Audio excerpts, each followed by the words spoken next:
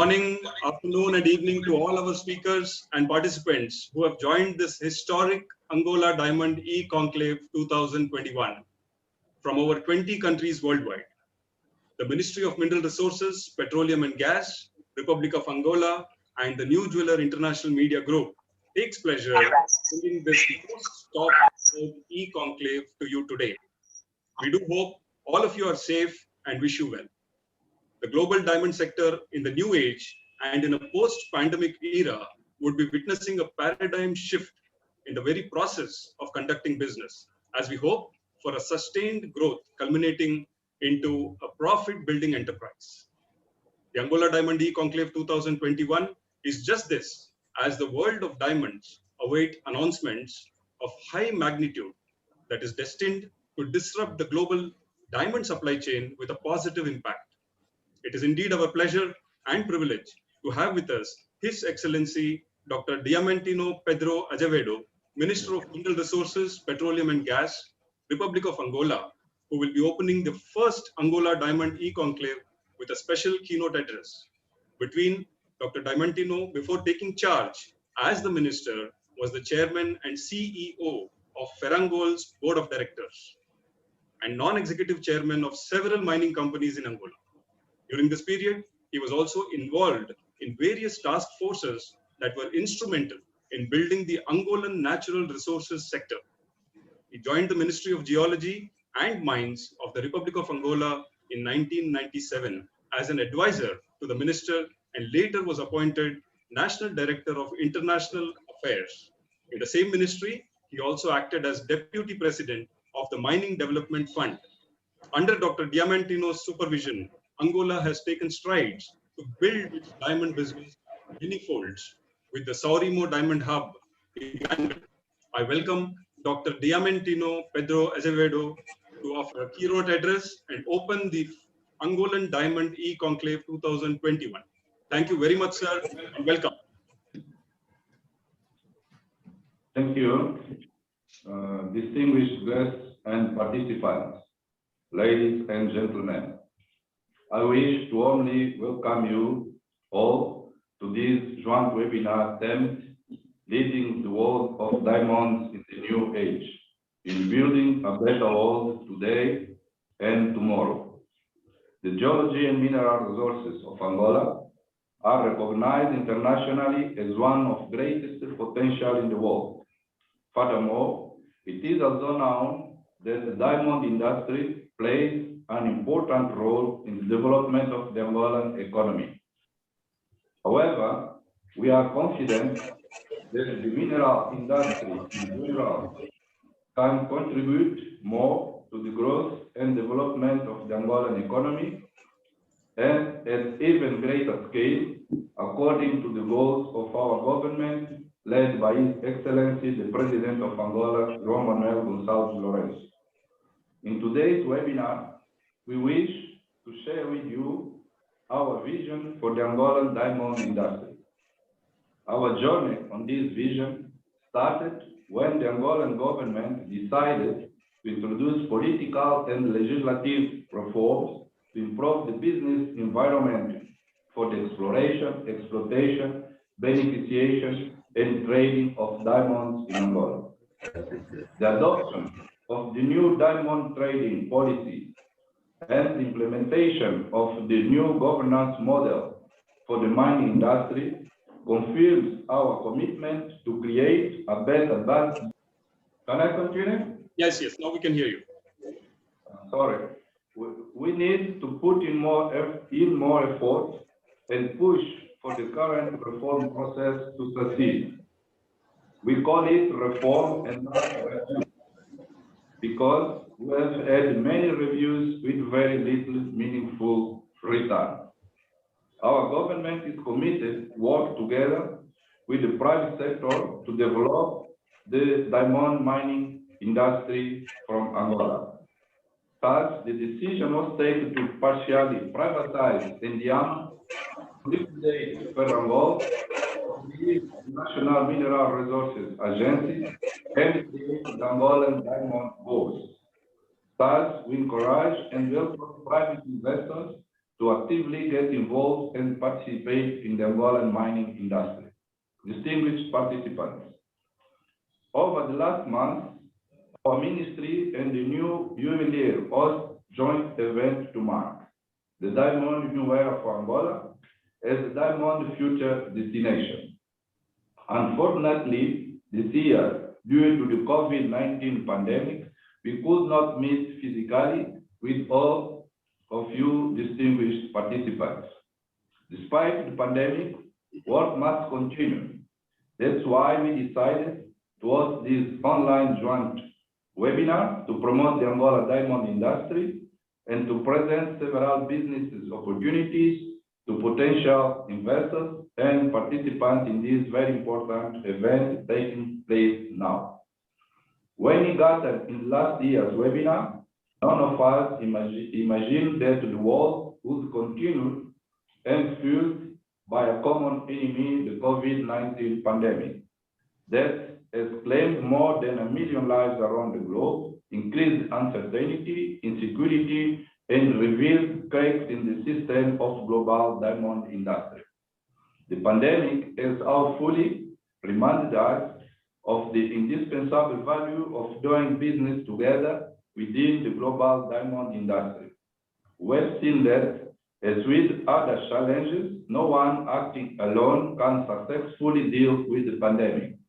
While commendable multilateral cooperation between states has been witnessed, the pandemic has also raised the question of how the world global diamond industry should be organized in its aftermath. Ladies and gentlemen, in Angola, oil production is the lifeblood of our economy, followed by the diamond industry. This industry contributes to economic growth and social prosperity, as well as to the diversification of the economy. In this regard, it is now time to seriously take action in focusing on real business opportunities, transparency, and ethical diamond trade. Thus, we can finally make good on our promises and make things happen, aiming for a diamond economy growth and employment benefits. We trust that today's panel discussions will help to present to you why Angola is the future investment destination in the global diamond industry, and to suggest in this Angola E-Conclave 2021 practical ways to build better and develop sustainable projects in the world of diamonds in the new age from now and for the future. Distinguished participants, ladies and gentlemen, the Angolan government has decided to attract private entities to invest in the Angolan diamond value chain. As a first step, we are about to launch the Saurimo Diamond Development Hub, expected to happen during the second half of this year.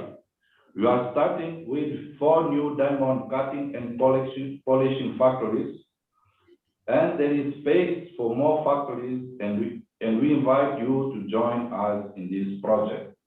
Although the forthcoming Angola Diamond Bourse, which is to start its experimental operation soon, as well as the launch of Angola International Diamond Conference 2021, to be held in Saurimo during the last quarter of the current year, are some of the many online events to be held in this year, according to the Angolan business calendar.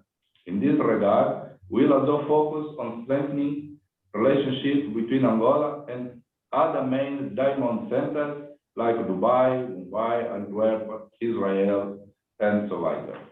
We offer investment opportunities for global diamond manufacturing companies for factory setup and generating local employment in Angola.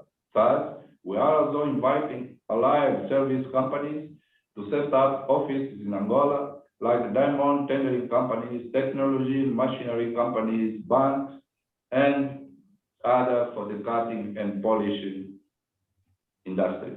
In conclusion, with these few remarks, it is my pleasure to declare the E-Conclave Diamond 2021 officially open and to invite the investors of the world diamond industry, locally and internationally, to join us in Angola when doing business in Africa. I welcome you all and thank you. Thank you very much for the insightful address, His Excellency Diamantino Azevedo, Minister of Mineral Resources, Petroleum and Gas, Republic of Angola. And best wishes to you, sir, on behalf of the global diamond sector. May we have a short video depicting the prowess of Angolan diamond sector and why we say that Angola is the future diamond destination.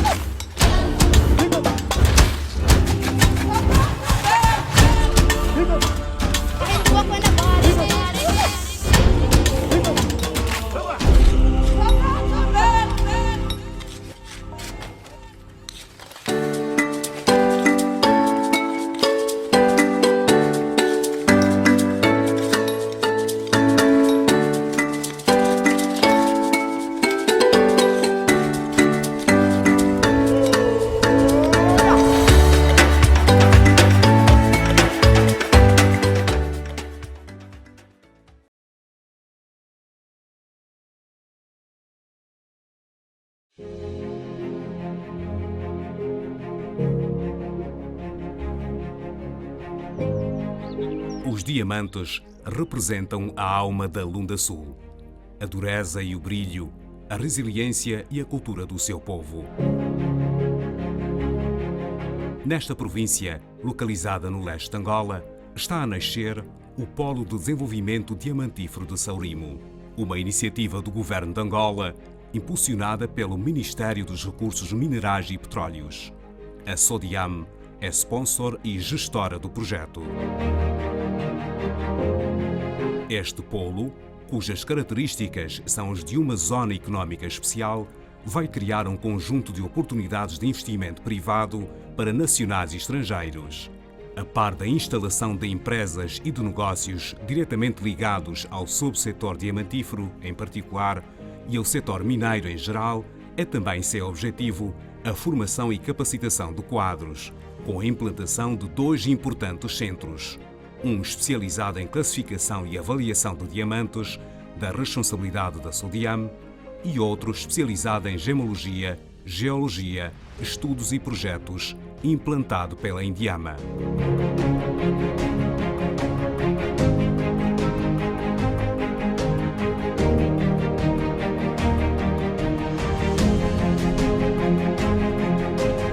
Recebemos a notícia da implementação do polo diamantífero cá na província da Lunda Sul de forma muito satisfatória, que nós entendemos que é um projeto que poderá ajudar o desenvolvimento socioeconômico da nossa província, poderá garantir postos de trabalho a muita juventude e também poderá trazer mais receitas econômicas para o bem da própria região. O Polo de Desenvolvimento Diamantífero de Saurimo visa concentrar num único espaço empresas com grande foco na cadeia de valor dos diamantes, oferecendo uma infraestrutura integrada para o fomento e para a dinamização desta atividade numa região que é historicamente estratégica para a produção diamantífera angolana. Com a sua efetivação, estarão criadas as condições para complementar os projetos de investimento, reduzindo os custos do investidor e criando novas oportunidades para a expansão dos negócios em Angola e na região. Localizado a norte da cidade de Saurimo, tem uma área superior a 300 mil metros quadrados e oferece aos investidores, atuais e potenciais, um conjunto de facilidades que viabilizam a sua atividade e o desenvolvimento da indústria diamantífera em Angola. Tem ainda como objetivo impulsionar o desenvolvimento económico local e potenciar a geração de empregos diretos e indiretos na região. Com bastante satisfação e expectativa ao mesmo tempo que temos para que este polo seja construído e esteja em pleno funcionamento cá na nossa província. Com vista a ser eficiente e produtivo, está dividido em 3 áreas distintas. A área comercial, que constitui um núcleo de acesso público com lojas, restaurantes, praça de alimentação, bancos, repartições fiscais, escritórios, centro de convenções e 2 centros de formação. Área industrial, de acesso controlado, com segurança reforçada e composta por 26 lotes de diferentes dimensões, destinados à implantação de fábricas, plataformas logísticas e entrepostos aduaneiros do ramo da mineração e não só. Num dos lotes estará integrada uma fábrica de lapidação de diamantes e outros 4 possuirão naves industriais de 750 metros quadrados para arrendamento. Área reservada para central híbrida, com recurso à energia solar e à energia térmica para que o empreendimento seja independente da rede local. Ao Sr. Presidente João Manuel Gonçalves Lourenço, por ter aprovado também o decreto presidencial para que o polo fosse uma realidade aqui na nossa província. Tudo faremos para que o empreendimento seja conservado e que traga os resultados para os quais está a ser implementado. Com este empreendimento, Angola, o Governo e a SODIAM vão contribuir para fazer crescer a indústria diamantífera angolana e para atrair investidores estrangeiros que contribuirão para o desenvolvimento e para a qualidade de vida da região e da população em geral. That was indeed Angola's commitment to the future. Thank you. Our first panel discussion, Angola, the future diamond investment destination, is an interesting and educational panel, and we have important panelists who will take us through the logical trajectory that Angolan diamond sector is moving towards. It's a pleasure to introduce our speakers for the first panel discussion, Mr. Kangak Sikwila, Chairman, CEO, Geological Institute of Angola. Mr. Jacinto Roca, Chairman, CEO, National Mineral Resources Agency. Mr. Eugenio Bravo da Rosa, Chairman, CEO, Sodayam AP. And Dr. Ganga Jose Jr., Chairman, CEO, Indiama EP. We will start the first panel with Kangak Sikwila. Can you hear us, sir? Yes, I can hear you. Welcome to the panel. The pandemic has indeed changed the very business relating to the diamond industry. Mining companies have reduced their capacity, inventory management issues with the midstream are just some of the areas of concern. How does Angola look at the new age in terms of future mining prospects? And can you tell us an approximate estimate of rough diamonds waiting to be mined in Angola? Thank you. Yeah, thank you very much, Subo. Let me give you an insight in Angolan diamond potential. Angola has, let's start with the country itself. Angola has an area of 1,246,700 square kilometers, and 90% of which is within the Congo Cratonic zone. And roughly 51% of the country's surface area has diamond potential for both deposit, primary and secondary. And just tell you that more than 800 kimberlite pipes have been discovered in the country, where the first one was discovered in 1952. And there's still many more to be discovered. However, most of these kimberlites, they don't have any information, any geological information, any economic information. Therefore, it needs to be studied. And as you might know, according to the statistics in global diamond exploration industry, indicate that at least 1% of discovered kimberlite have high probability to be becoming a mine. And we know that currently in Angola, there are only 3 kimberlite mines, which are very known. There's the Katoka mine, Kamutwe mine, and the ex-Luo, which is the Kamachia kimberlite, which currently is called Luninga, which is in production now. This implies that there is an opportunity to open at least five more primary deposits, diamond deposit, based on the information that we have now. Angola has in total 7 kimberlitic provinces, and the most productive areas is very known are in the northeastern part of the country, in the 2 provinces, which is Lunda North and the Lunda South, where most of the exploration activities have been carried out. But there's still more diamond, still diamond potential in other remaining provinces. So in Angola, we have 18 provinces, and we're talking all about 2, but there is still other provinces that has a potential in terms of diamond to explore. For example, in the southeastern part of the country, in the province of Kwandu Kubangu, the cyclic event in the diamond market and the negative impact caused by COVID-19 in the global economy put Angola in an advantageous position due to the fact that its diamond resources and the reserves are being preserved. However, the inventories are being updated and better managed based on appropriate technical reviews, while new greenfield are being identified based on regional geological surveys.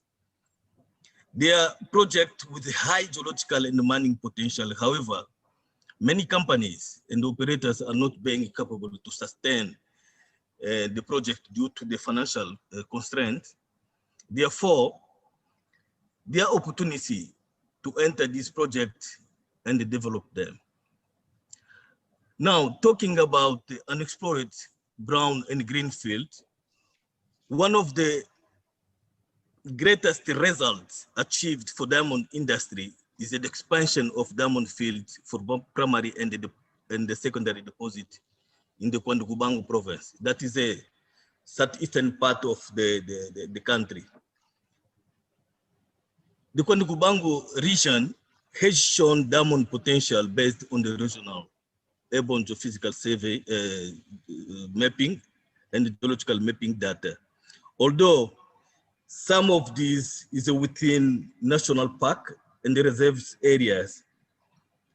However, these issues being resolved through the redimension process of these areas. There are some occurrences of diamonds on primary and secondary environment which need to be detailed to determine its real economic potential. This is where the future opportunities can be identified. Okay.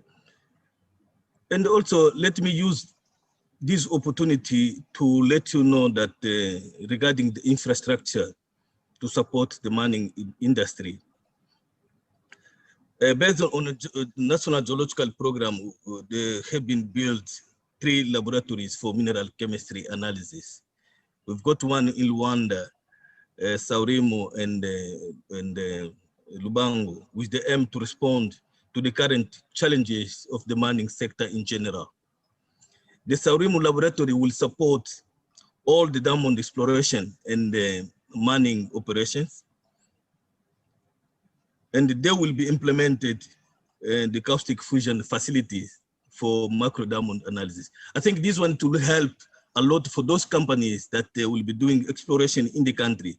This will help them to try to reduce the time that it takes to export the sample to be treated outside of the country, and also to reduce the cost for the treatment and the exportation of this sample. That's all I have to respond to your question.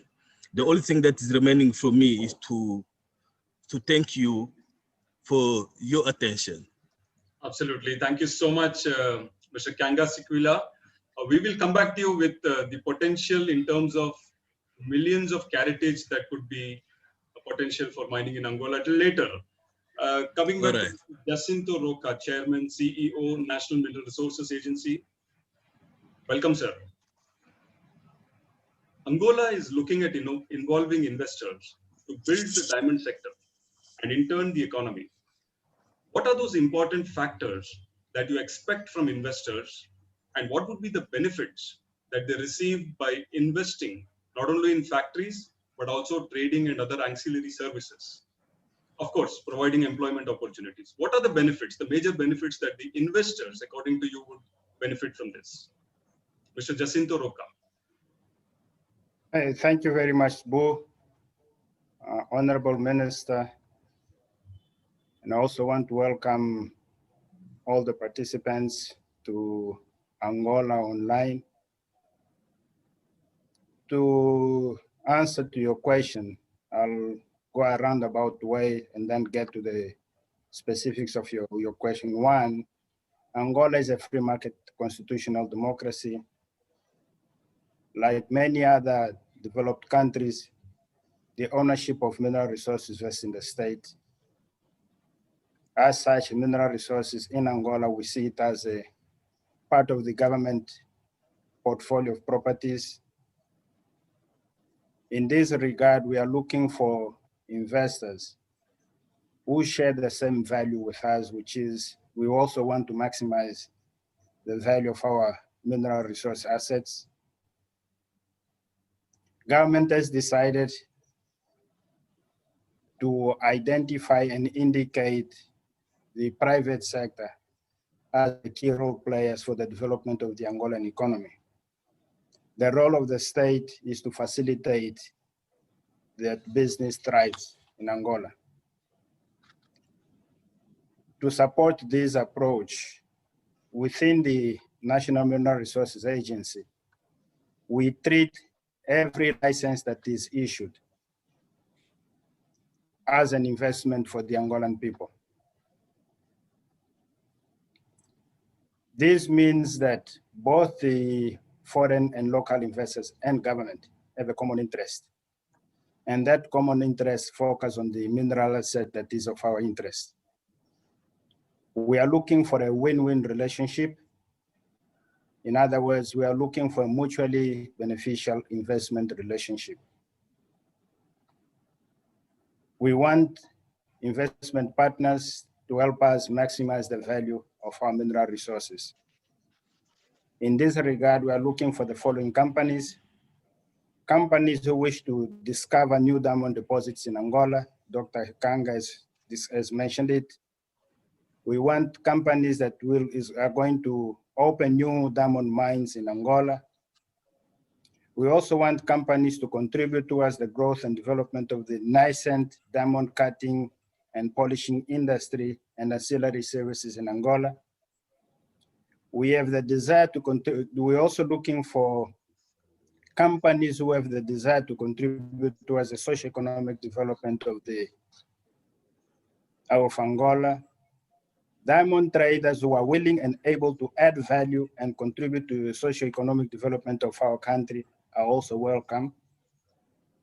And advice is that, however, the fly-in and fly-out diamond traders should rethink their strategy. It will not pay in the long run. What do we have to offer? We have an open and transparent mineral licensing process. We have a single mineral investment contract which incorporates both prospecting and mining phases, whose duration is up to 35 years and renewable ad infinitum. We offer security of tenure. Once a right is granted, it is the conduct of the investor that will invite the intervention of the regulator. For as long as you comply with the rules and your obligations, there is no reason for your security of tenure to be threatened.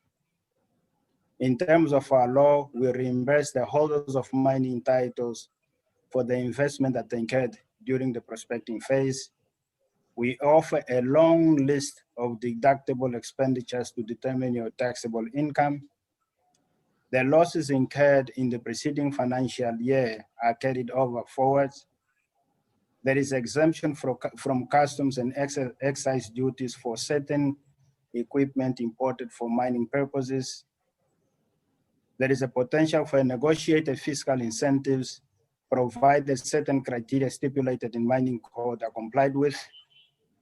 And finally, Angola is a very politically and socially stable country.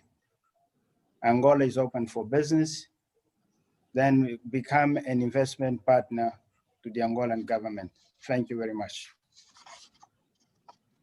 Thank you very much, sir, for those insights. And I will be coming back to you with the questions that the participants have already started sending to us. We move on to Mr. Eugenio Bravo da Rosa, Chairman, CEO, Sodayam AP. Welcome, sir. The Saurimo Diamond Hub is the talk of the global diamond sector currently. Tell us about the developments and how would the investors benefit from procurement to sale? In numbers, how much can they procure, manufacture, and sell in the open market? If you can give the numbers, it would go a long way. Thank you, sir. Thank you. Good morning to everybody. It is an honor for me to be again together with all of you in this important E-Conclave. As you know, we have been working on this Saurimo Diamond Hub since the last quarter of 2019. And this has been a tremendous effort from all the organizations involved, the Ministry of Mineral Resources, Petroleum and Gas, Sodiam, Ndiama, and the constructor itself. We are planning to have as much factories as possible. At the moment, we have already planned for the starting of the Diamond Hub 4 different factories and 2 training centers. Those factories will have different capacities installed, and the supply of diamond to those factories will be according to their capacities. Obviously, we will intend them to work at full capacity. We expect the bigger factory to be able to run at a capacity of 10,000 carats per month, and in a second phase with a capacity of 15,000 carats per month. The other ones, we expected them to be working at between 2,500 carats per month to 4,000 carats per month. Obviously, the factories that will follow will have capacities ranging from those numbers that I mentioned, 10,000 carats per month to 2,500 carats per month. So we can assure to the investors that the ministry, Sodiam and Ndiama, the mining companies will do all necessary efforts so that the necessary quantities of rough diamond are supplied to all the companies installed in the Diamond Hub. We want to maximize profit for the government. We want to maximize profit for the companies, for the investors themselves. We want the companies to employ as much people as possible. So this is what we predicted for the Diamond Hub as a whole. We can also assure that in terms of opportunities, and as it was said by Mr. Kanga from the beginning, Angola is already one of the biggest producers of diamonds, but it is expected to become an even bigger producer. With the kimberlites that he mentioned will be able to enter into operation in the future. He mentioned a number of 5 more primary deposits. So this can be a big opportunity for investors to come to Angola, set up their investment, and start working together with the government and with the mining companies, Sodiam and Endiama. This is also an opportunity to bring to Angola and concentrate in one same place different polishing companies with many years of experience and the most recent technology in terms of cutting and polishing. I'm talking about companies like KGK, Capu Gems, GemCorp. So we want them to be together, working with us, creating jobs, providing opportunities for value adding, and also to maximize all the revenues they can provide for the country, for themselves. It's also an opportunity for these companies to transfer cut and polishing know-how to young Angolans and improve the basis for the creation of a real domestic cutting and polishing industry. Opportunity to add value to Angolan diamonds, to maximize the value of Angolan diamonds, to contribute to job creation and reduce unemployment in the province of Lunda Sul. Is also an opportunity for the investors to increase local wealth and diversify the local economy, to promote the creation of indirect jobs, and to create the basis for the promotion of the downstream activities in the diamond industry, such as jewelry and retailing. So I think in summary, this can be the opportunities that investors can look forward to benefit from when they decide to invest and come to Angola, in particularly to the Diamond Hub in Sorimo. Thank you very much. Thank you so much, Mr. Eugenio Bravo da Rosa, and this was truly insightful. I'm sure a number of our participants are waiting to partner with Angola in the diamond sector. Thank you. We will come back to you, Mr. Eugenio Bravo. Our next panelist, Mr. Ganga Jose Jr., Chairman, CEO, Endiama EP. Welcome, sir. The Angolan Diamond Exchange is destined to transform the experience of buying diamonds through a state-of-the-art exchange platform to come up in Angola, the Angolan Diamond Exchange. What are the opportunities for the global diamond sector due to this? Mr. Ganga Jr., Chairman, Endiama.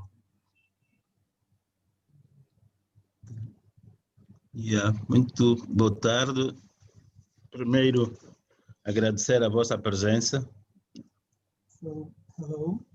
Firstly, good evening, and firstly, let me thank the presence of all of you here at the conference. Primeiro, dizer que o sistema de comercialização de diamantes de Angola está a sofrer bastantes mutações desde 2018, né, com a eliminação do sistema de comercialização com base em compradores preferenciais. So I would start by saying that Angolan's marketing and sales framework has been experiencing very marked transformation since around 2018, specifically with the removal of the figure that previously existed of the preferential buyer. O executivo angolano definiu sistema novo de comercialização de diamantes. So the Angolan government has established a new system for the marketing and sales of diamonds. Definindo uma nova política de comercialização e o respectivo regulamento técnico. Defining both a new policy for the marketing and sales of diamonds and the new technical regulation which follows it, which supports it. Portanto, desde 2018 terminamos com os compradores preferenciais e definimos um mecanismo que permitiu maior participação de todos os players, muito particularmente com o alargamento da base de compradores de diamantes. Entering force since 2018, we eliminated the preferential buyer figure, and we have established a new mechanism which has encouraged a broader base of participation on the parts of the purchasing and buying clients. E atribuiu também maior abertura aos produtores, mediante a introdução de um sistema em que os próprios produtores, e com base na lei da oferta e da procura, pudessem comercializar as suas produções a quem pague melhor, né? In turn, this new system has allowed for new opportunities for the producers because it has allowed them, based on market fundamentals of supply and demand, to sell their own productions at the best available price. Foram introduzidos também novos sistemas de vendas, nomeadamente os tenders. In addition, we have introduced new systems for sales, specifically tenders. Os spots. The spots. E os resultados dizem por si, estamos numa situação de muito melhor otimização do nosso sistema de vendas, mediante incremento de preços que se verificou na prática. And we believe the results speak for themselves, and this can be confirmed by the effective price correct that have been achieved by the producers in practice. Agora, este é um processo que continua em permanente evolução e neste momento, entrando já concretamente na sua pergunta, estamos efetivamente a trabalhar para a constituição da nossa Bolsa de Diamantes de Angola. But this is a continuous evolutionary process, and we are working on it. And to address specifically your question, currently we are engaged in supporting the creation of the new diamond exchange, the Diamond Bourse. Portanto, nós estamos absolutamente convencidos que a Bolsa vai permitir incrementar ainda mais o número de players no nosso sistema de comercialização. It is our full belief that the exchange will allow us to increase the number of players which are participating in the marketing and sales process. Vai permitir maior concorrência entre os vários agentes, entre os vários jogadores. It will allow for an increase in the competition between the different players. E naturalmente que vai trazer mais transparência no nosso sistema de funcionamento. And as expected, it will also bring to the system a more sustained transparency. Acredito que melhores preços. I believe it will provide for better prices. E acreditamos que isto vai permitir criar um maior incentivo às entidades que queiram efetivamente entrar em Angola no domínio da exploração de diamantes. And at the same time, it is our belief that this new system will provide for a better incentive for those entities which are currently considering entering and participating in the Angolan diamond industry, diamond sector. Naturalmente, com o investidor, tem vários objetivos e um dos objetivos principais é maximizar os seus rendimentos. As we can all agree, it is natural that the investor, among its numerous objectives, one of the main ones is to maximize its own profits. E A introdução da bolsa naturalmente que vai permitir trazer melhor ambiente de negócios. And in this context, the creation of the diamond exchange will allow us to introduce a better business environment. E acreditamos então que o aumento de empreendedores, de investidores neste domínio, se vai efetivamente concretizar. And in that sense, we believe that this will facilitate for an increase in terms of the entrepreneurs and investors which are willing to participate in this domain. E naturalmente que vamos verificar o aumento da produção, que é um dos nossos objetivos principais, é o aumento do nosso volume de produção para melhorarmos o nosso posicionamento a nível internacional. And naturally, as a consequence of this better environment, we expect that the volumes produced or the production volumes will increase, and this aligns well with one of our key strategic objectives, which is to increase the levels of carats produced in Angola. Portanto, eu penso que, muito resumidamente, respondi à questão que me colocou. E obrigado para todos. And so I think at a very succinct and brief manner, I've been able to answer the question that you've posed to me. And I would also like to thank you and all of the participants. Thank you. Thank you very much, Mr. Kyanga Jose Jr., Chairman, CEO, IndiaMart. We will come back to you with some questions, sir, a little later. Moving back to Mr. Jacinto Roca. Can you elaborate on the taxation and benefits that investors would derive by investing in Angola? The taxation benefits that the investors would derive. Can you throw some light on that, Mr. Jacinto Roca?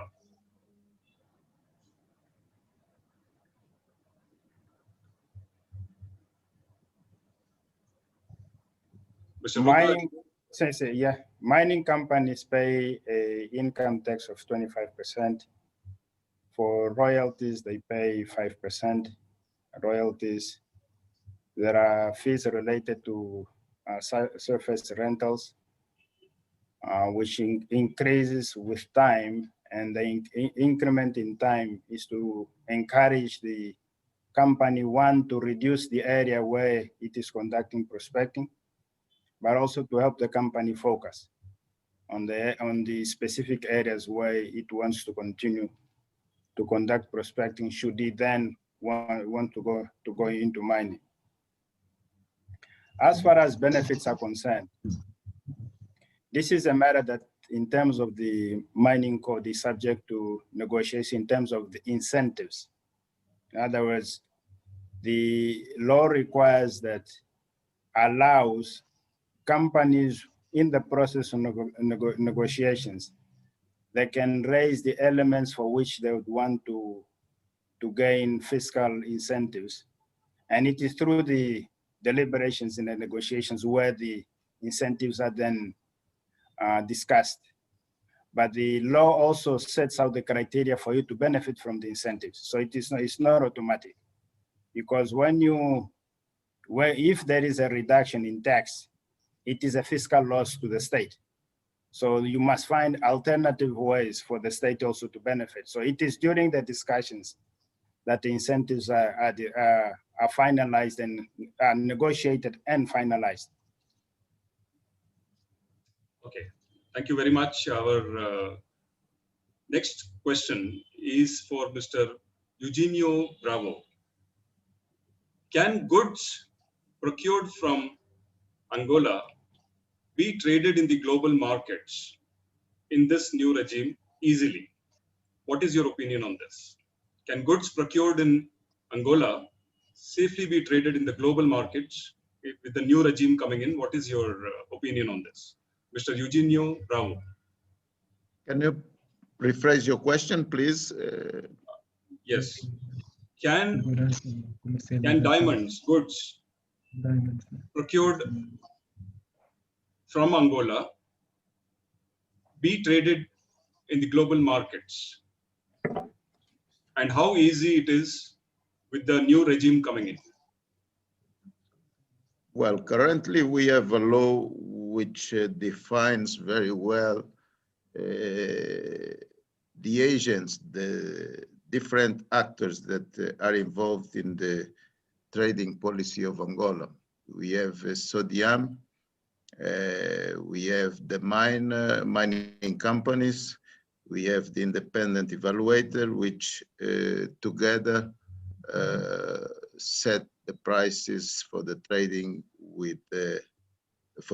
of diamonds around the world to different clients, the ones who have contracts and also the ones without contracts that can buy from the 60% share of the mining companies. So the rules are there, and we have been working based on these rules. Of course, we are planning the starting up of the Diamond Bourse very soon, as was referred by His Excellency the Minister. And with the startup of the Bourse, of course, we will have to create or change the laws to adapt to the new reality of the Diamond Bourse.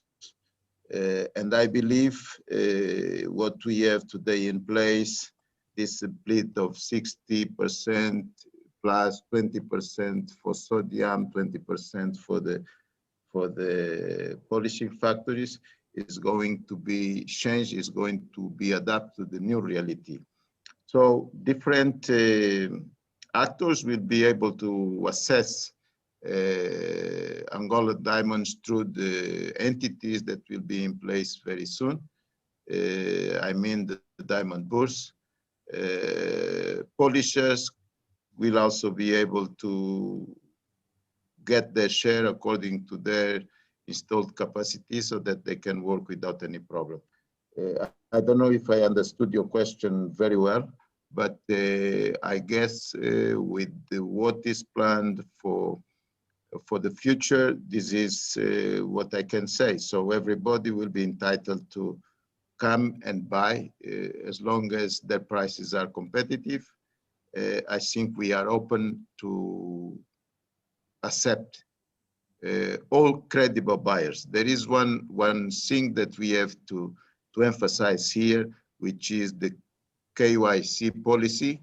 The ones that intend to buy diamonds from Angola, they will have to obey certain conditions in terms of compliance. This is very important in terms of the diamond business, and because there is also the Kimberley procedures in place. So as long as those interested in buying abide with those rules, we will be able to receive them and to deal with them, taking into account that our priority is always to maximize our revenues. Thank you very much. Thank you very much, Mr. Bravo. We will come back to you with more questions. In fact, there are a number of questions that are coming in from our participants. We would be taking some after the second panel discussion. Thank you very much to the speakers of this panel, and we expect you to stay back here for the question and answer session. We do hope the participants have got some of their questions answered and more to come. We are truly thankful to our sponsors who have made this Angola Diamond E-Conclave 2021 a reality. Indiama, Sodium, Arslanian Group, Grip Diamonds, Transatlantic Gems, Sales, Tags, Choron Group, Star Gems, and GetDiamonds.com. Can we have a video before we move on to our second panel discussion, Angola Investors Speak? I'm sure every one of you would be waiting to know directly from the investors the opportunities and benefits of investing in Angola. Stay with us.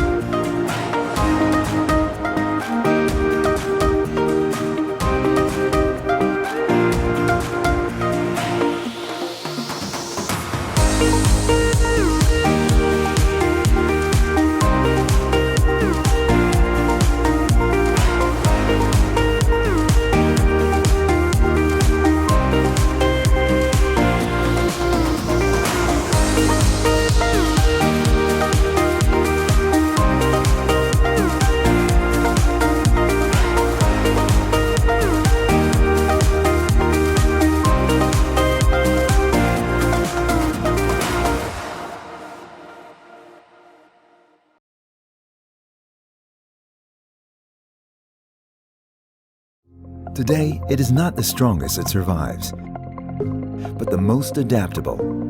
The World Federation of Diamond Bourses is constantly adapting itself to an ever-changing reality. That's why we are proud to present Get Diamonds, our new state-of-the-art online diamond center for the industry, by the industry. With Get Diamonds, you get transparency. You get a competitive free market that gets you more business. That's how in 5 weeks, you get a platform with $5 billion in total value.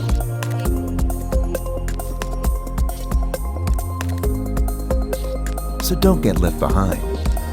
Get Diamonds, the biggest diamond search platform in the world.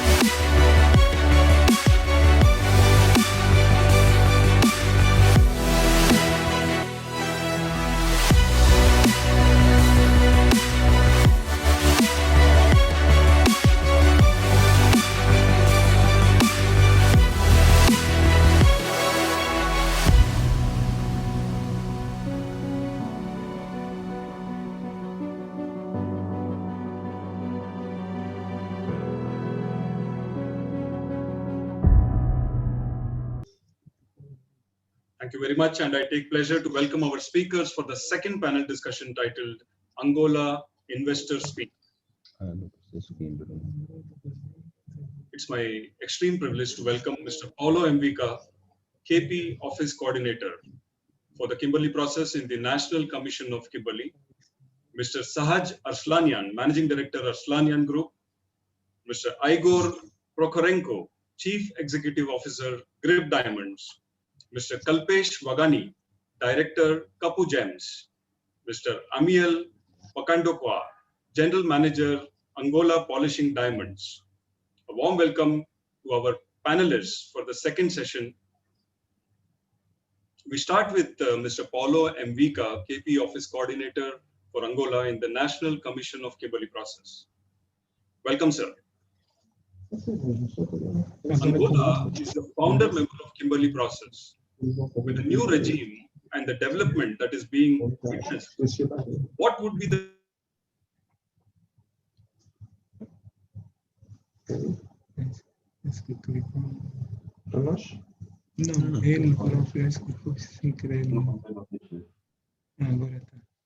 Please, I can hear you. Thank you so much, and I take great pleasure in welcoming our speakers for the next panel discussion titled Angola Investors Speak. The esteemed speakers are Mr. Paulo Mvika, KP Office Coordinator in the National Commission of Kimberley process, Mr. Sahaj Arslanian, Managing Director, Arslanian Group, Mr. Igor Prokhorenko, Chief Executive Officer, Grip Diamonds, Mr. Kalpesh Wagani, Director, Kapu Gems, Mr. Amiel Pakandokwa, General Manager, Angola Polishing Diamonds. Welcome to the speakers. And we start with Mr. Paulo Mvika, Office Coordinator for Angola in the National Commission of Kimberley process. Welcome, sir. Thanks, Mr. Chairperson. Angola is the founder member of Kimberley process. With the new regime and the development that is being witnessed, what would be the key role of Kimberley process in Angola, and how beneficial would it be for the investors looking at Angola and a strong KP office? Thanks, Mr. Chairperson of the panel, dear participants. Regarding your question, I want to say that with the change made concerning the institutional and legal framework in the mineral resource governance, the National Commission of KIPI will continue to play its role of certifying Angola diamonds and ensure that the requirements of the Kimberley process are complied. For the investors looking business opportunity in diamond industry, I want to ensure that the image of diamond, of the Angolan diamond, is safeguarded for you. The Angola government is in line with some issue in discussion in the Kimberley process concerning the responsible sourcing of rough diamonds, which can be useful for the investors. They include complying with the accepted best practice, such as transparency of payments, anti-corruption and money laundering, the extractive industries transparency initiative, the development of the communities in the mining and production areas, the environmental practices, elimination of child labor, and the respect of human rights, health, and safety. These issues are being taken in account in our companies as best practice and could increase trust and ethics in the business. Dear investors, you are welcome and do not worry about doing business in Angola diamond industry in this new age. Thanks again. Thank you, Mr. Paulo. That was indeed encouraging, and I hope our potential investors are looking at these statements now. Moving on to Mr. Amiel Makandakwa, General Manager, Angola Polishing Diamonds. Welcome, sir. Welcome. Good afternoon. Good afternoon. Tell us about the Angola Polishing Diamonds and how has the company evolved over time? And how do you see competition building from international companies and the opportunities that you see due to the opening up of the economy? Okay, thank you for your questions. And again, thank you for having me. It's really my pleasure to join this E-Conclave with such an enriched panel members and a diverse worldwide audience. Yes, to answer your question, indeed, Angola Polishing Diamond was founded in 2005, and certainly is started as the first polishing factory here in Angola, and one of the larger ones in the region in terms of its size and processing capacity. Now, despite being the first diamond manufacturing company in Angola, however, it had to overcome three main challenges to achieve sustained growth and evolution. And these challenges are, first one, has to do with the national workforce skills development. Basically, because Angola Polishing Diamond was the first factory in Angola, we didn't really have the labor skills in the country in order to conduct this particular profession. So Angola Polishing Diamond had to invest heavily in training personnel, national personnel, to acquire the know-how and have the in-house labor skill. The second challenge that we had to overcome has to do with dealing with market volatilities. Throughout this period, throughout these years, there has been many global economic crises, which has affected particularly the price of roughs and as well as the price of polish.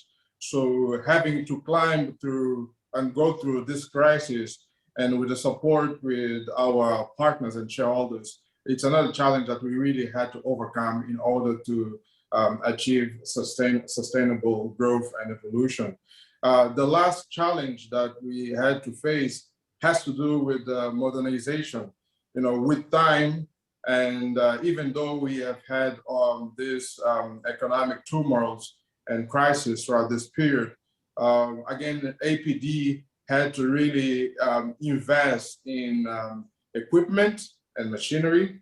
One, to stay up to date with the current technological trends in the diamond manufacturing business, and also to increase our processing capacity.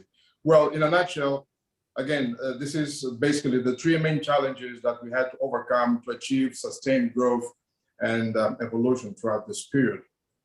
Now, in terms of competition, you've also raised the question around competition. My personal opinion is that competition is good. Competition is a good thing because it pushes companies to really excel, by looking inside themselves and improve their processes and procedure to stay up to date with the competition.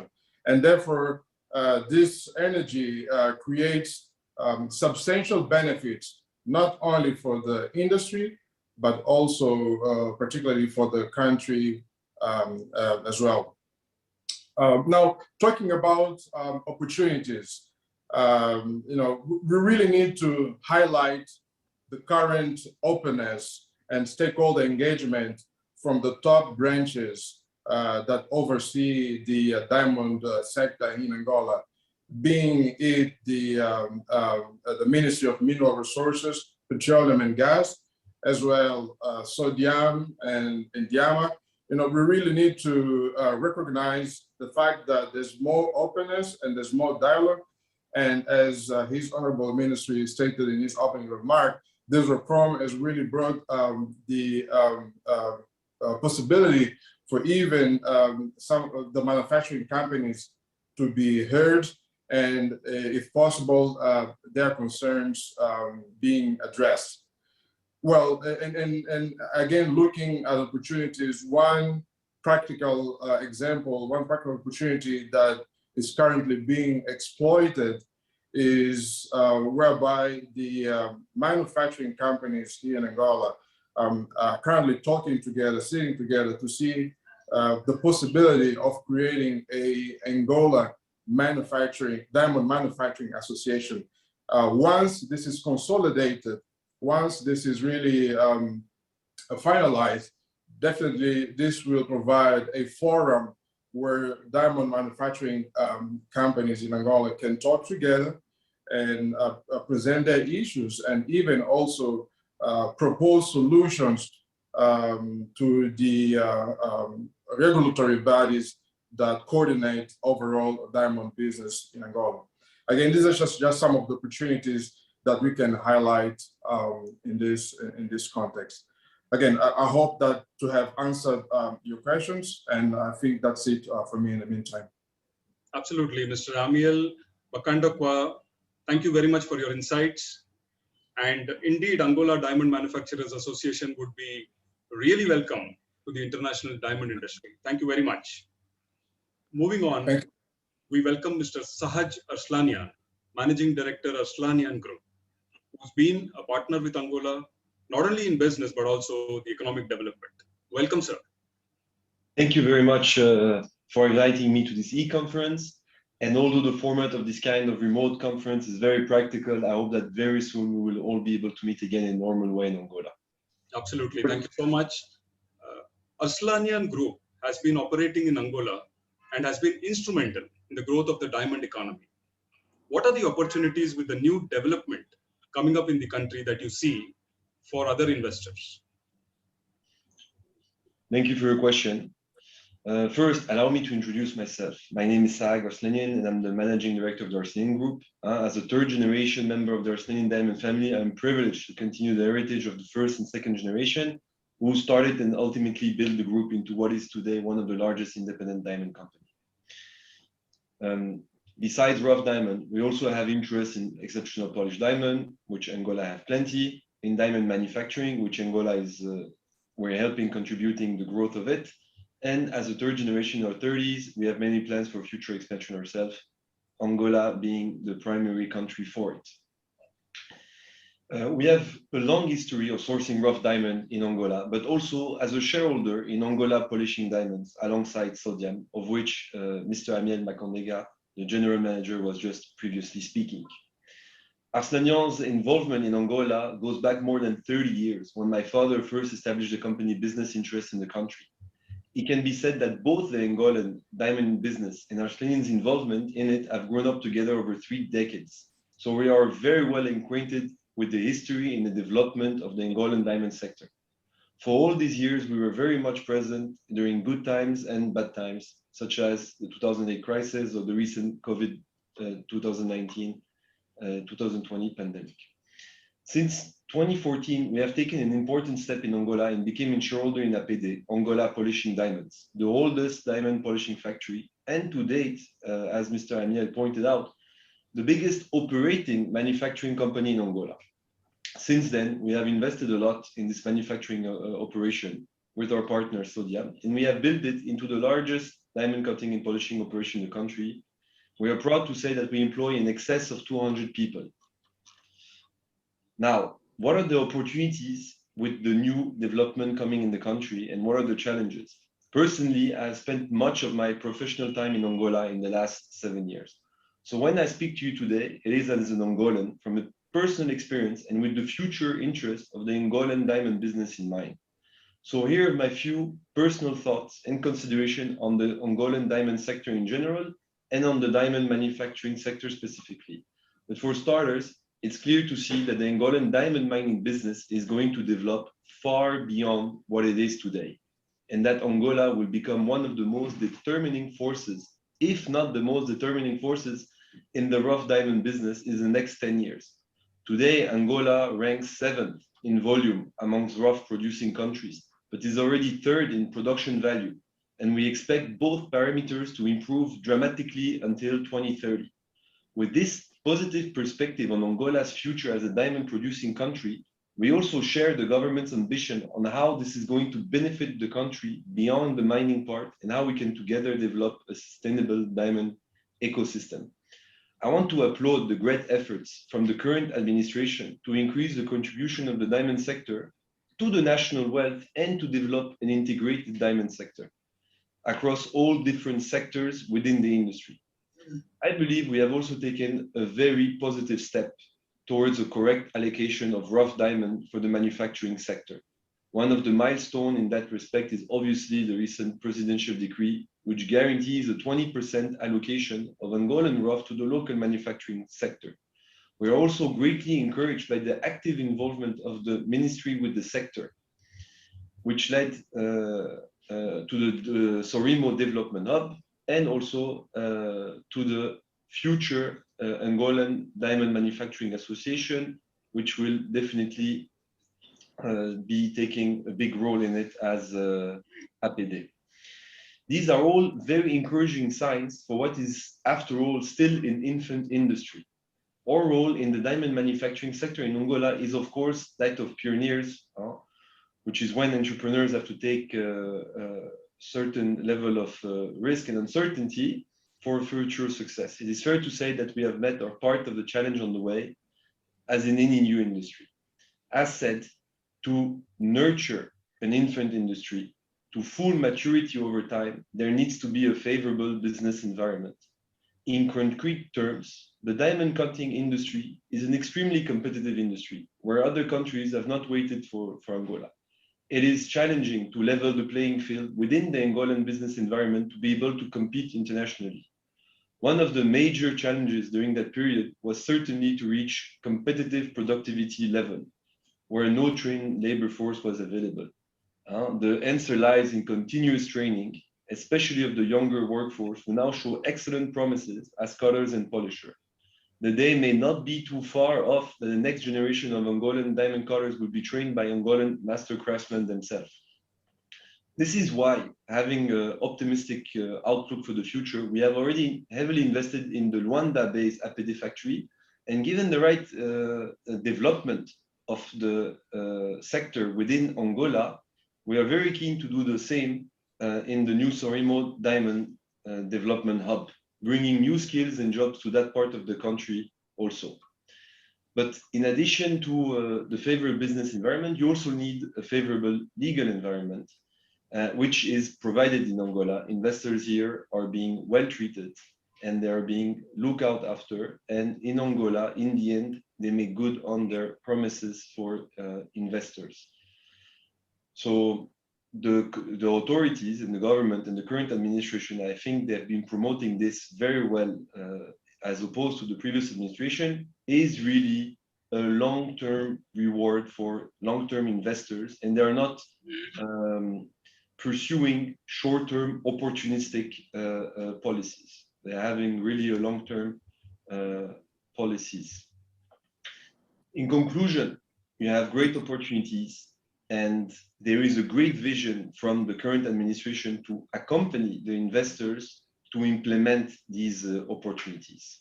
I think that the next Angola conference will show a vastly more developed Angolan manufacturing sector than today. I'm looking really forward to meet you all again on that occasion. Thank you for your time and attention. Well, thank you very much, Mr. Sahaj Arslanian. And of course, the 20% allocation for local manufacturing is indeed a welcome move. We'll be back with you, Mr. Sahaj.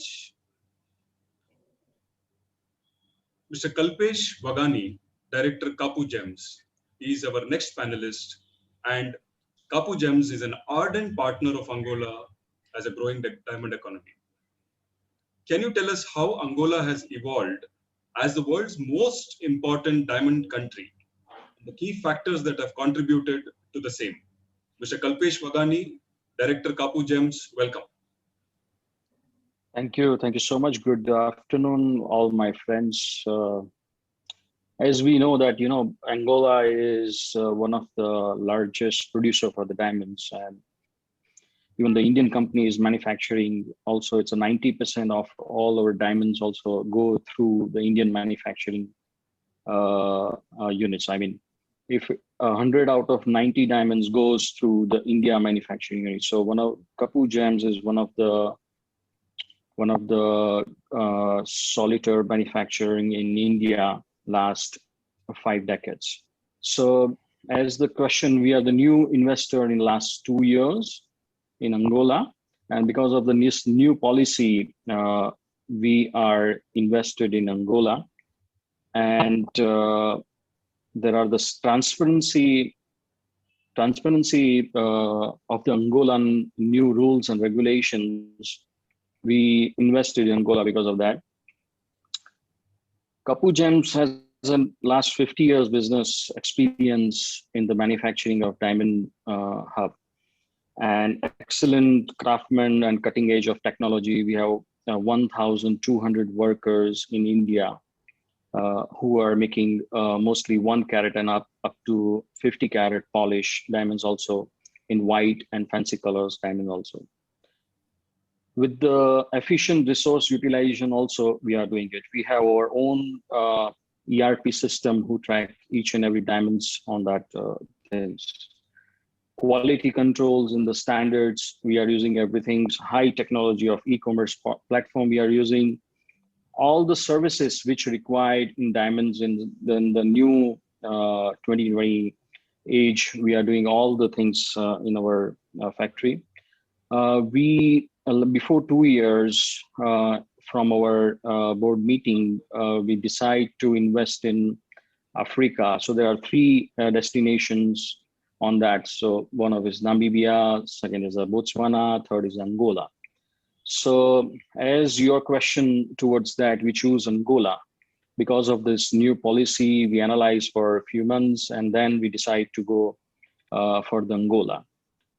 There are few challenges also, and there are a few opportunities also in Angola. So opportunity is, as the last panelist also said, that there are a huge quantity of the diamonds are already producing, and there are in future also there are much more diamonds will come. The thing is now to give onto the right hands, that is very important, that to whom you are delivering the diamonds, which giving you the right value added in the diamonds. So that is very important, I believe, on that. So in Angola also, we are going to start a new factory in coming very soon period. So for the Angola, we have some training programs for the Angolan people, generates for all the better employment over there, recruit the youth people, CSR program for the Angola, give back. I mean, we don't want to take only, we believe in our Indian culture to give back also. women's empowerment programs for the gender equality, maintaining the health and safety standards, and the business of Angola in SME and individuals. So it is all about, to give our best skills from our all the expertise. They will train Angolan people. So I believe it is all give and take for both of the countries and both of the companies also, which is benefit for the Angolan people to learn how to cut the diamonds. Actually, the diamond business is not the robotic business that, when the car goes in the manufacturing, it automatically make all the models same. But it is not like that. The diamond business is a little different than that. So each and every diamond is a project, I say every time. So experience is the most important keyword for the diamond business. So we are sharing, Kapoor Gems is sharing that experience to the Angolan people to betterment of their future. So that's what we expect. There are few challenges also, as I mentioned before. The cost of the materials, cost of the imports and transport is really challenging for us. And rest the policy now, they are changing policy, and that I hope everything will be good in the next year also. So yeah, and at the end, I want to conclude with the right diamond, right customer via right way at the right time. It should be there, then the future will be bright for the Angolan people and for the company who are investing in Angola. I hope from your question, I mentioned everything. Thank you so much. Yes, sir. Mr. Kalpesh Magani, Director, Kapoor Gems, thank you so much. And we will come back to you with some challenges that you have faced and how do we tide over the challenges with respect to the investor. Thank you so much. Our next speaker, Mr. Igor Prokhorenko, Chief Executive Officer, Grip Diamonds. Welcome, sir. Good afternoon. Let me introduce myself. My name is Igor Prokhorenko. I'm Managing Director of Grip Diamonds. It's a company registered in Belgium and is a marketing arm of a Russian mining company, HD Diamonds, which owns Grip diamond mine in Russia. So Grip has been trading its own diamonds in Antwerp since 2014. And today we are selling approximately 4.5 million carats of diamonds during each year through 10 auctions of regular sized diamonds, plus 2 auctions of the diamonds of special sizes. Coming back to Angola, so Grip Diamond has had an interest in Angolan diamond industry for several years now. And the opening of the Angolan diamond industry was perfectly timed for Grip, who was looking for expanding business activity last several years. And the advantages of Grip Diamonds in Angola are the following. So first of all, we are a mining company. So, and we are interested in seeking collaboration on this area. And certainly here we will be supported by our mother company, HD Diamonds, who has very good expertise in mining. Grip also has a world-class rough diamond marketing unit in Antwerp, and we are supplementing this unit by developing activity also in Dubai. So we can purchase diamonds for selling, we can sell diamonds on behalf of others, and we can also sell diamonds produced by our group. Speaking about our experience in Angola, so I would like to mention that although our experience here is not very long, it's just several years, still we already faced a number of problems trading with Angola. So Some of them are inevitable. I would like to mention like long distance, time consuming, then problems with traveling during COVID restrictions. But these problems, I told they are inevitable and you should accept them if you would like to be in this business. Other type of problems, these are problems which are manageable. For example, at the beginning, we had several times we had problems with transactions. Mainly it was caused by proper routing of transactions, compliance, timing and procedures of correspondent banks. And taking this opportunity, I would like to thank our Angolan partners for their patience and trust in GRIP when we experienced some delays in payments. But we solved this problem partially by using our opportunities. So we are Russian origin company, and we developed cooperation with the VTB Bank Africa, presented in Angola, and being a European company, we opened account in VTB Bank Europe in Germany, and today we can make same-day transactions to our partners who opened accounts in VTB Bank Africa. So certainly it's feasible when the business develops, it becomes regular, but still we are trying to solve all arising problems. Today, I would say that we finished our initial introduction stage of our business in Angola, which was mainly to know each other better. And what are the results? So it proved to be profitable for our Angolan partners, profitable for us, and profitable for our customers.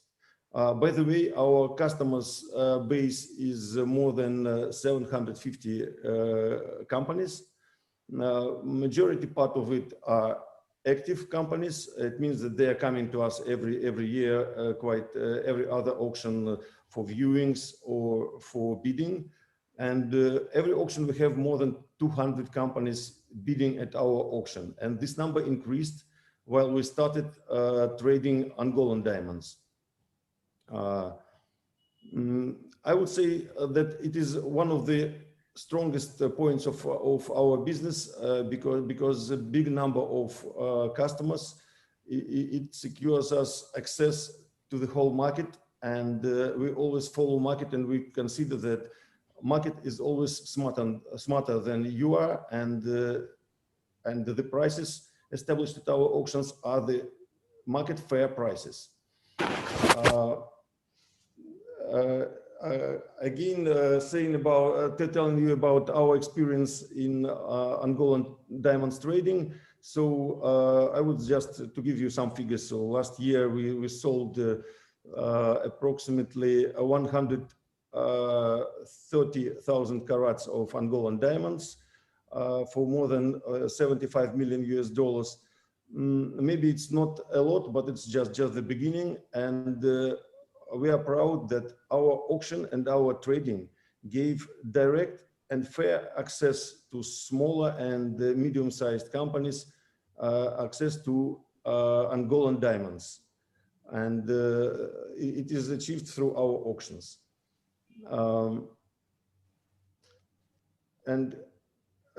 Another achievement of our trading in Angola is that we created our own Angolan diamonds price book, which gives us opportunity to offer fair bidding prices, strongly competing at Angolan tenders. And it also is, I think it is interesting for our Angolan partners, as we are just proposing fair prices, as I mentioned. Coming back to our further plans in Angola, so certainly it's trading. Then certainly its partnership could be created in financing existing mines, or also exploring new concessions. We are fully supporting all initiatives taken by Angola in the Saurimo projects in Luanda, and we are interested in developing cooperation, certainly. We are just having some dialogue with the Angolan authorities, with the state companies Endiama and Sodiam, and trying to share our experience in trading rough diamonds. And we are inviting them just to look at how we are doing this, and maybe to explore some potential benefits of conducting this business in our way. Taking this opportunity, I just wanted to to mention several of our strong points here. So, as I mentioned already, our customer base is one of the key points here. So then high quality and consistency of our sorting is also the basis for our business philosophy.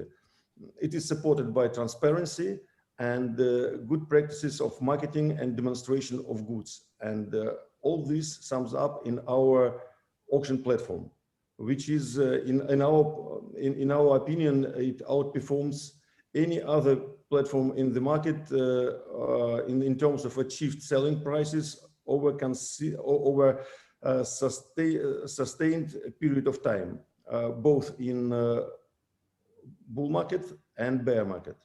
And last year, COVID crisis showed this, demonstrated this, and buoyant market at present also demonstrate this. And also, I would like once again to stress that high standards of discipline, accuracy, again, consistency, and high quality of internal and external procedures, these are the strong points of Grip Diamonds. Finishing my short presentation and speech, I would like to say that we believe that Angolan diamond industry and Grip are an excellent fit, and we can together further develop and become stronger with mutual respect, transparency, and integrity. And certainly we are interested in developing cooperation with Angolan partners, also with the state authorities, including a very interesting project. It's initiative, it's a diamond exchange. And we can add something here, and also Saurima project. Although Saurima project, certainly we would like maybe to participate in this project in some sort of partnership. Okay, so taking this opportunity, I would like to invite you to our auctions of Russian and Angolan diamonds in Antwerp, from time to time in Dubai, and you can find our contacts on the site of the organizers. Thank you. Thank you very much. That was Igor Prokorenko from Grip Diamonds, and congratulations to the Angolan regime for having helped companies overcome challenges and make it profitable. Thank you so much. Well, that was indeed insightful, and our gratitude to the panelists for having taken time and addressed the diamond community on Angola. Before we start taking questions, it's our pleasure to invite Dr. Mankenda Ambroise. Dr. Mankenda Ambroise is the Special Advisor to the Ministry of Mineral Resources, Petroleum and Gas. Can we invite Dr. Mankenda Ambroise to give a special address today? Welcome, sir. As I said, it's been an honor to be among such accomplished individuals and to be able to deliver a special brief now. It's a special also joy to see so many attendees from so many different countries sharing this special occasion with us. In this regard, on behalf of the conference organizer, I'd like to express my gratitude to all of you for your cooperation, which has enabled us to conduct a highly fruitful webinar. The warmth with which this webinar, Angola Global Diamonds E-Conclave, has been appreciated by the world diamond industry has reflected in the participation of diamond companies and associations from various economically restricted for this very important online event. We are moved by this, and we are proud to welcome you to Angola which we will still naturally believe that is one of most mineral resource potential endowed country in the world. This webinar brings out a special significance in the presence of potential investors from many origins of businesses who are online to participate in this Global Diamond E-Conclave 2021. This underlines our government commitment to cooperate with interested national and foreign private investors in developing the diamond industry. In this particular, the webinar emphasizes the fact that as we set out to rebuild our diamond industry, we can draw from the world diamond experience. To them, we extend special welcome. Distinguished E-Conference participants, ladies and gentlemen. It is people like yourselves who make all this possible, and I am here at this moment to thank you for your participation in this event and for your contribution to our country. Never before has the Angola mining sector offered such opportunities. We believe that with private investment support, our diamond industry can become one of the cornerstones in the generation of sustained economic growth and leading the world diamond in the new age with the aim of making Angola the most favorable investment destination for diamonds. Among the lessons that we have learned over the last year is that in order to reap the full benefits of the increased international interest in investing in Angola diamond industry, we cannot rely merely on our natural and cultural heritage. I appreciate very much the several opportunities that Angola has unleashed as we want to develop not only the diamond industry, but also all mineral resources in general to make Angola a country of all-round improvement among the global mining industry. Thus, we are welcoming investments participation in this webinar to invest in our business available in Angola. Always in diamond industry and all the minerals in Angola, aimed at improving the country economic and social developments. I do appreciate also the development of other mineral contribute and in a great way for a growth of all economy that will bring in the world-class business environment and stability. I wish to express my thanks for you and for your commitment to be involved in the Angola Diamonds development process. Ladies and gentlemen, the government of Angola has drawn a strategic program to ensure a climate of safety and security for all those who live or invest in our country and to those who visit it.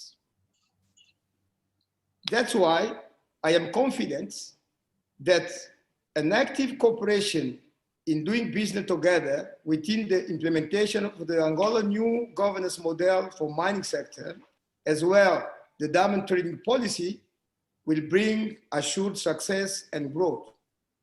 We are proud of the excellent results expected, and we shall never forget that you have opened your hearts to a new Angola and that you will play an important role in building our new nation.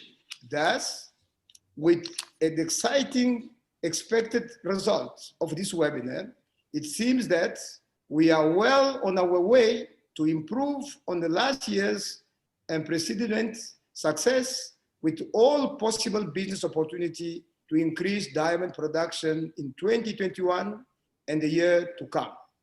Ladies and gentlemen, it is my hope that based on face-to-face relationship established through this E-Conclave, in future, we will be able to respond together on various opportunities that we have achieved in doing business in Angola to reach our goal of growth of all.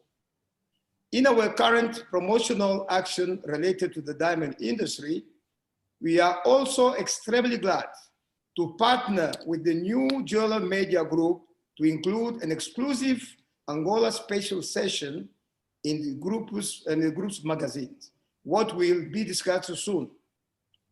In doing that, we are sure that this special section will carry all about Angola as a diamond economy, regularity, and will strengthen our partnership with the global diamond industry economy. Fellow participants, finally, with these special brief remarks, I am therefore hopeful to confirm that this webinar will provide us with sufficient time to delve into the points I've discussed with the intention of emerging with a concrete action plan which can help achieve success for you all and for the Angola Ministry of Mineral Resources, Petroleum and Gas engagement in the ever-changing world. In conclusion, I am sure that we will all benefit in some way from this webinar and ask you to be free in raising questions you may have or contribute in the next session dedicated to questions and answers. Thank you all very much for your attention, patience, and cooperation. Thank you very much, Dr. Mankenda Ambroise, Special Advisor, Ministry of Mineral Resources, Petroleum and Gas. Indeed, Angola is poised to become the future diamond destination for the world. Thank you so much for your insights. And thanks to the government for having the new Jeweler International Media come out with a special section on Angola regularly for the world of diamonds to know about the latest developments in Angola. Thank you so much. Well, we move on to the questions that are posted by our participants, and there are some interesting questions that are coming in. The first question is for Mr. Eugenio Bravo da Rosa, Chairman, Sodayam AP. What is your opinion on the financing options available for setting up industry in Angola? I repeat the question. What, in your opinion, are the financing options available for factories or industry to be set up in Angola? Mr. Eugenio Bravo da Rosa. Okay, thank you once again. What I can say regarding your question is that if by finance you mean incentives and facilities to investors, I can refer that we have already in place some legislation that allow investors to obtain some incentives. And these are incentives that can be achieved by the investors themselves to register at the Agency for Private Investment and Export Promotion. And according to the private investment law, there is also the possibility of the investors to benefit for some other benefits because the Diamond Hub in Saurimo, according to the law, is located in what is called Zone C, C zone. And for those C zone, there are some tax incentives defined which can go up to 80% reduction in terms of corporate tax rate and also in terms of distribution of profits and dividends during 8 years. There are also some incentives regarding capital investment tax, which is more or less related with dividend distribution. and also on real estate transfer tax. However, the main objective of the government regarding the Saurimo Diamond Hub is to turn it into a free zone so that all the investors can benefit for much larger and much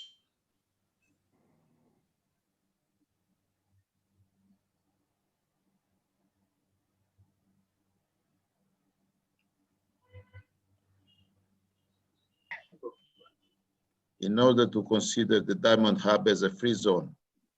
And as a free zone, several benefits and incentives will apply in order to minimize operating costs and maximize profits for investors.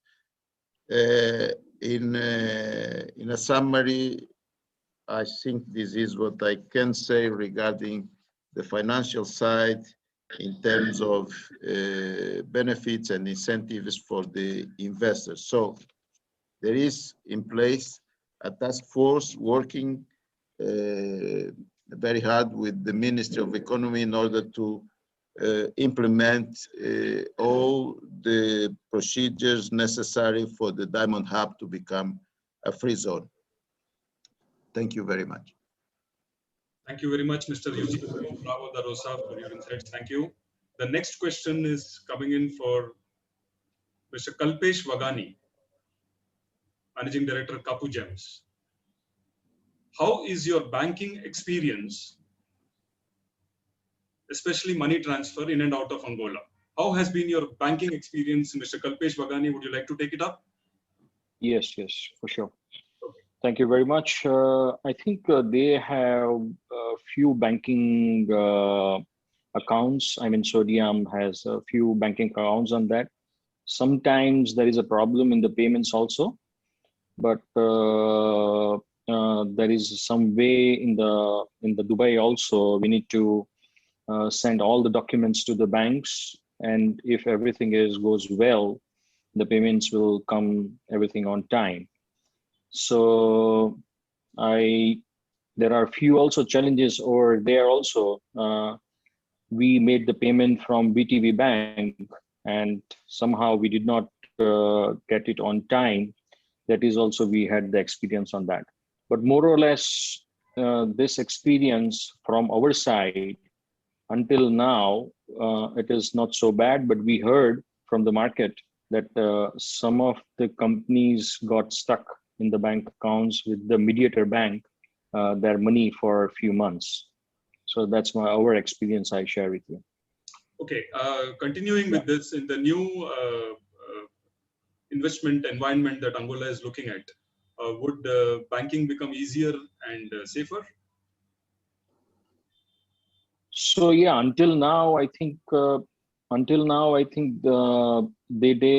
have very less dollars available in the banks, as we seen last few months also, that we have to make the payment in the local currency because of the local construction work is going on. There are few challenges on that also, but slowly I see that they also learn and they will change their system according to me. So we are also learning, I believe, on that, and it will be clear soon. That is my feeling on that. Excellent. Thank you so much. So we believe that with the Angolan Diamond Hub and the Angolan Diamond Exchange coming in, we will slowly be transforming the banking and financial processes as well. Thank you so much, Mr. Kalpesh Wagani. Thank you. The next question is for Mr. Paulo Mvika, Kimberley Process.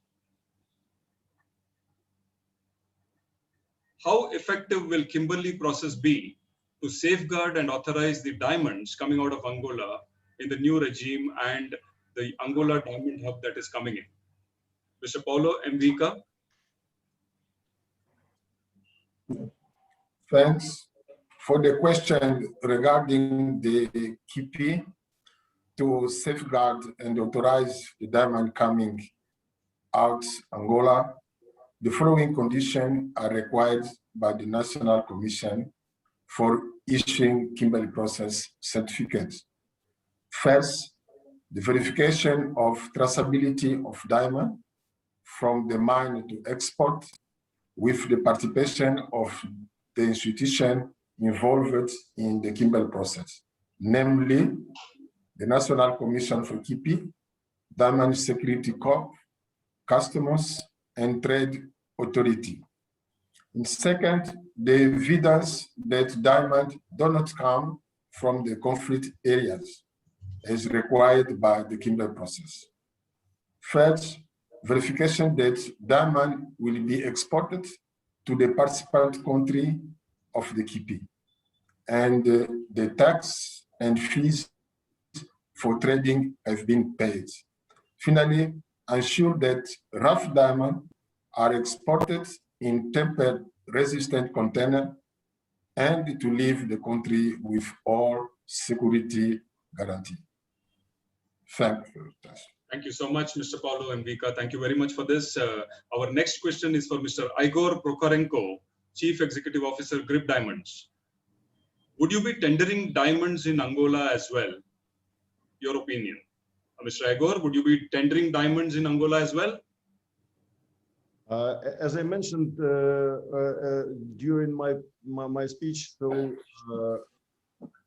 customers are very important for our business, and our task here is just to let access of our customers to the diamonds which are traded. And so certainly we can try to trade in Angola, but in my opinion, to achieve higher prices, still we should stick to traditional possibilities and to traditional markets. Thank you so much, Mr. Igor. Our next question is coming in for Mr. Kangak Sikwila, Chairman, Geological Institute of Angola. Well, this is the question that lingers in all of our participants' minds, Mr. Kanga. What is the approximate potential of mined diamonds in the next 1 year in terms of caratage? Would you want to take this up? Yes, I can take it up. Talking about the caratage to increase the diamond production in the country, we know that, as I said,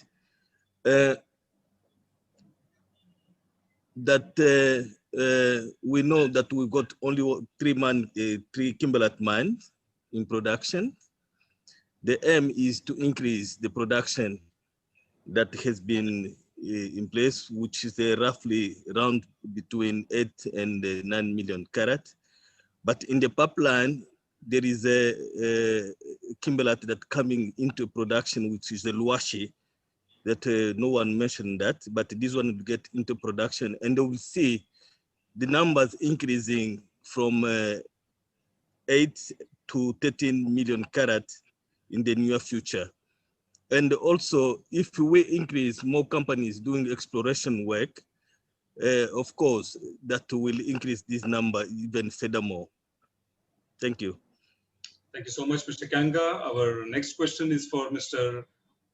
Sahaj Arslanian, Managing Director, Arslanian Group. What is your opinion about the securitized environment for business in Angola?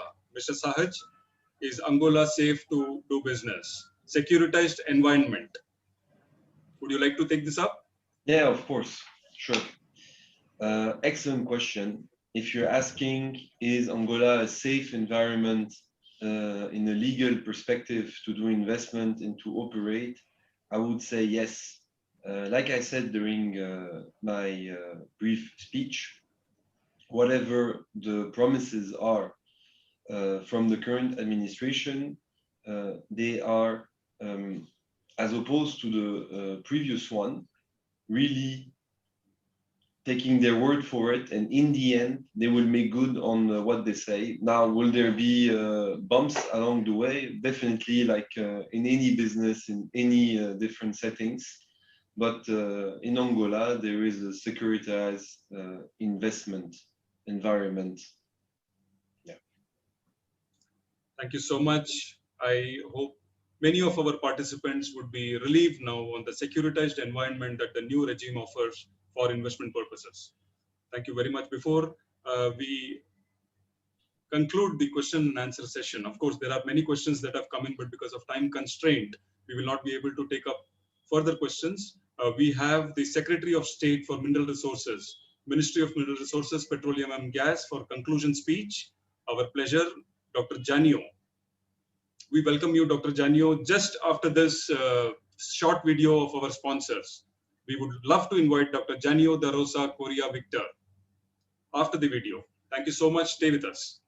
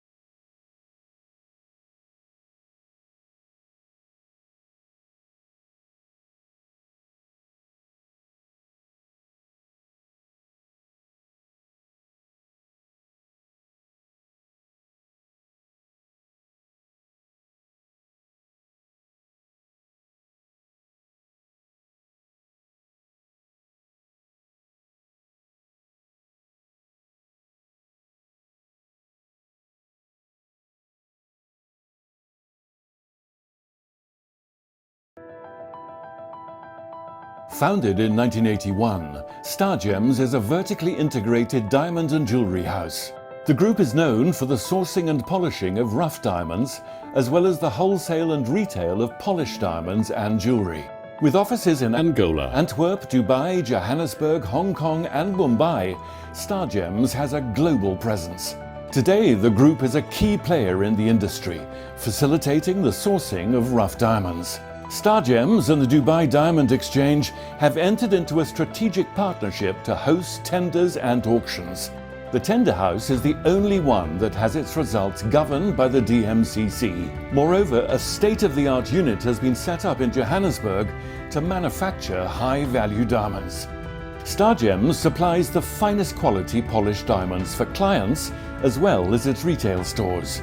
The retail units across the UAE are in key locations such as the Dubai Mall and Mall of the Emirates. From rough to retail, Star Gems strives to offer its clients unparalleled quality.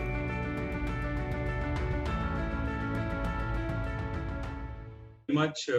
It's a pleasure and a privilege to welcome Secretary of State for Mineral Resources, Ministry of Mineral Resources, Petroleum and Gas, Dr. Janio da Rosa Correa Victor, for a conclusion speech. Our pleasure, Dr. Janio. Please welcome. Thanks so much. Excellencies, ladies and gentlemen, on behalf of His Excellency, Dr. Engineer Diamantino Pedro Azevedo, the Honorable Minister of Mineral Resources, Petroleum and Gas, I would like to express my appreciation to all the participants for taking time out of your busy schedule to attend this webinar.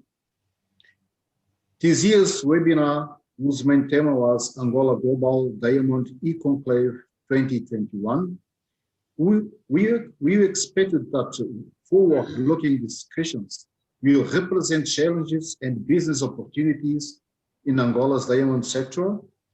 Therefore, we can emphasize that the purpose of this event has been accomplished. I would like to request my deepest thanks to the participants of this conference, whose contribution was very productive, and may it be reflected for the betterment of the world diamond industry in the future. This event comes at a difficult global context when the economy has been affected by the effects of COVID-19 pandemics, thus posing a challenge to the rough and polished diamond industry. It is known that Angola is one of the world's greatest producers of rough diamonds, with the capacity in the medium and long term to become the world's greatest producer. That is an opportunity to invest in Angola's diamond sector in order to increase local production capacity with emphasis on exploration projects and development of new mines, as well as along the entire value chain. Currently, Angola is focusing on diamond polishing and jewelry industry. After taking positive actions in trade's diamond policy that will culminate with establishment of a diamond stock exchange during the next year. Excellencies, ladies and gentlemen, as regards the change of governance occurred, the law was conceived with the purpose of being a fundamental instrument to allow the mining sector to be a viable alternative and a way out of the current crisis. To be precise, by diversifying the source of Angola tax revenue. It will also permit a favorable business environment and the increase of the country's foreign exchange resources. Finally, it has been a pleasure being with all of you today, and I would like to close my remarks and officially announce the end of this webinar. I thank you all for your attention. Thanks very much. Thank you very much, Dr. Janio Victor, for your deep insights, and thank you so much for having come in for this Angola E-Conclave 2021 with a special address. Thank you so much. The New Jeweler Group thanks His Excellency Dr. Diamantino Pedro Azevedo, Ministry of Mineral Resources, Petroleum and Gas, this esteemed speakers and our panelists for having made this E-Conclave a huge success. We call it the first phase of the E-Conference, as there is more to go. We'll be back with you shortly with more inputs, more information about Angola and Angola's building diamond economy. Thank you very much. Stay safe. Take care. Bye-bye.